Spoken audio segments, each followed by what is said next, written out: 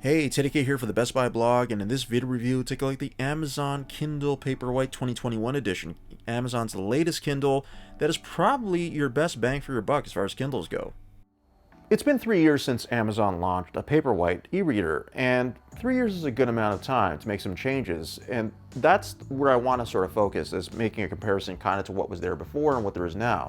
I should point out that the 2021 model, comes in two versions. So there is the basic, which is the one I reviewed, but there's also the signature, which has 32 gigs of storage, which is 4 times what this one has.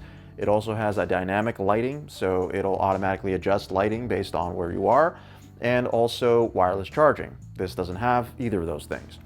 If you're going to change the lighting here, you're going to have to do it manually, and if you're going to charge, you got to plug in. But other than that, they're the same. And by the same, I mean that I think the biggest difference is definitely the screen. It was 6 inches before, it is 6.8 inches here.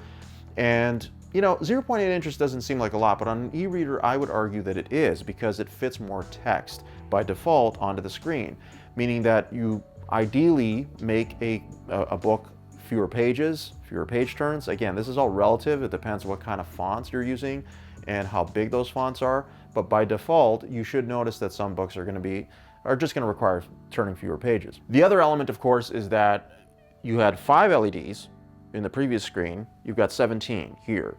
Those 17 LEDs, of course, not only make the screen a little bit brighter, but they play a bigger role in what kind of lighting. So now not only do you have the regular tones, blue tones, like kind of blue light tone, but you also have the warm yellowish tones as well, which are easier on the eyes. You can also read in dark mode if you prefer that. So if it's really dark and you want to reverse or inverse the light and the text and in the background so that the text is in white, you can certainly do that too. Either way, you have plenty of options in how you read and where you read. So light, dark, it doesn't matter. You're good to go. One thing I will say about the lighting that is kind of worth noting here is, although on the basic model it's not dynamic, it's not going to change automatically, there's one manual option that you could have, which is to set it so that the warm tones come on at a certain time of the day. So in the wintertime, if days are shorter and you want it to come on, let's say, I don't know, depending on where you are, 6 p.m. or something like that, you can set that in the settings so that it does that. It'll just turn on the warm tone based on where you've set it. It won't dynamically adjust anything, but at least it turns on and then turns off again in the morning based on the time that you've set. So you do have that as an option. Again, not new, that's been available on the Kindle Oasis before, but it is new to the Paperwhite and is a useful feature, at least for getting that warm tone when you want it at the right time. Amazon didn't change the durability or ruggedness, so it's an IPX8 rating. So if you're in the tub or the pool, you're good to go. Avoid salt water at all costs, of course. And even though the screen is flush here, I would be weary of any kind of sand or anything like that, or anything that. There aren't many crevices on this device, but you still got to be careful. And so even in the back, which I really like, that rubberized kind of back, it's just good grip. All in all, I mean, as an e-reader, it's pretty good. This is the mid-range Kindle, the Oasis being the high end, the regular entry-level Kindle being on the lower end. I feel like this is the perfect compromise, and it actually should be the Kindle that you probably look at first.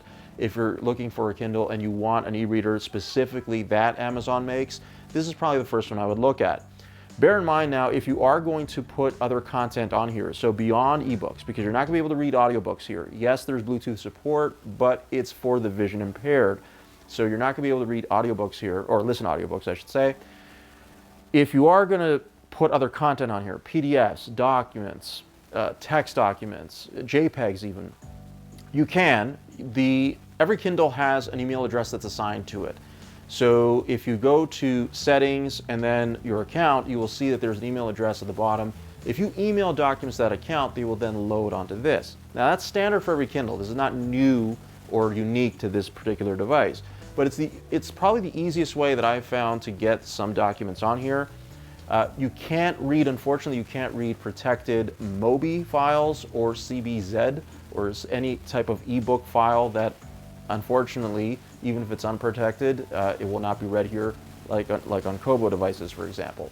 So you do have some limitations. You're kind of shoehorned into Amazon's, sort of services, like Kindle Unlimited, which there's like there's like an ad for that, almost all, not an ad, but you notice it pretty front and center whenever you go to the Kindle store. But anyway, the point is that you have access to a fair bit of content through the Kindle store, but when it comes to third-party content, you're going to have to be a little bit careful in what you can and can't put on. PDFs, though, I find are the easiest to put on here and generally work pretty well in terms of how responsive they are on the device.